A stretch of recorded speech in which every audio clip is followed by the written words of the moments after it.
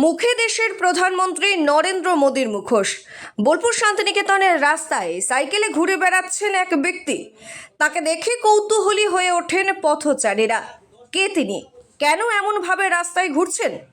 আচ্ছা, এই মুখোশ পরার কারণ কি? হঠাৎ এই মুখোশ করছেন কেন? আরে কারণ আমি বিজেপিকে মানি, আর আমাদের টোটাল ওয়েস্ট বেঙ্গলের যে চেয়ারম্যান আছেন আমাদের বোলপুরে, চেয়ারম্যান থেকে শুরু করে তারপরে আমাদের ওয়ার্ডে আমার নাম বিজয় ভকত, বাড়ি বোলপুর হাটতলা, 17 নম্বর ওয়ার্ড। আমি জানতে চাই আমাদের ওয়ার্ডে চেয়ারম্যানের কাছে লিখিত লিখেছিলাম, আরটিআই করেছিলাম, ওর থেকে লিখিত জমা দিয়েছি যে কে কে আমাদের ওয়ার্ডে বিল্ডিং পেয়েছে প্রধানমন্ত্রী আবাস যোজনার। আমি জানতে চাই, সেটা আজ অব্দি তো পেলামই না। উল্টো দেখা গেলাম উনি আমাদের বোলপুরের চেয়ারম্যান, উনি নিজেকে প্রশাসনের কাছে ফেঁসে যাবে বলে চেয়ারম্যানের পদ থেকে রিজাইন দিয়ে দিলেন। এই জন্য আমি এখনো অবধি আমার নাম মানে কে কে পেয়েছেন ওয়ার্ডে বিল্ডিং তার সেটা জানতে পেলাম না বলে কোর্ট থেকে আরটিআই করেছি। এই জন্য আমি বলতে চাইছি, আমার নাম বিজয় ভকত, আমি পত্রিকা। বোলপুরে বাড়ি আপনার? আমার বাড়ি বোলপুর হাটতলা, 17 নম্বর ওয়ার্ড, 29 নম্বর আমার বাড়ি। আরটিআই করেছেন? আরটিআই করেছি আমি। আরটিআই আরটিআই করেছি যে আমাদের ওয়ার্ডে কে কে বিল্ডিং পেয়েছে সেটা জানার জন্য চেয়ারম্যানের কাছে আরটিআই করেছিলাম বোলপুর কোর্টে। কিছুক্ষণের মধ্যেই সামনে আসে তার পরিচয় ও দাবি।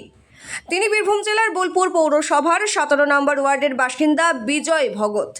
তার দাবি, তথ্য জানার অধিকার আইনে আবেদন করে তিনি জানতে চেয়েছেন তৃণমূল পরিচালিত পৌর বোর্ডের সময় তাঁর ওয়ার্ডে প্রধানমন্ত্রী আবাস যোজনার আওতায় কতজন বাড়ি পেয়েছেন এবং কারা সেই সুবিধাভোগী। বর্তমানে তিনি ওই আবেদনের উত্তরের অপেক্ষায় রয়েছেন। বিজয় ভগতের অভিযোগ, প্রকৃত গরিব মানুষের পরিবর্তে অনেক অযোগ্য ব্যক্তি এই প্রকল্পের সুবিধা পেয়েছেন। তার দাবি, প্রকৃত উপভোক্তাদের বঞ্চিত করা হয়েছে। হ্যাঁ, আমাদের ওয়ার্ডে, আমার বাড়ি হচ্ছে বোলপুর 17 নম্বর ওয়ার্ড। আমি নিজের ওয়ার্ডেই দেখতে পাচ্ছি বোলপুরের চেয়ারম্যান মুখ চিনে চিনে দিয়েছেন আমাদের কমিশনার ওয়ার্ডের বাড়িগুলা। যার বাড়ি থাকছে বাড়ি পেয়েছে, আর যারা গরিব মানুষ বাড়ি নেই তারা আজ অব্দি বাড়ি পাচ্ছে না। এটাই তো হচ্ছে টিএমসি নেতাদের চরিত্র। মানে বাড়ি কারা পেয়েছে আপনার কি মনে হয়? আরে আমি তার জন্য আরটিআই করেছিলাম, নাম পেলেই ধরা পড়ে যাবে।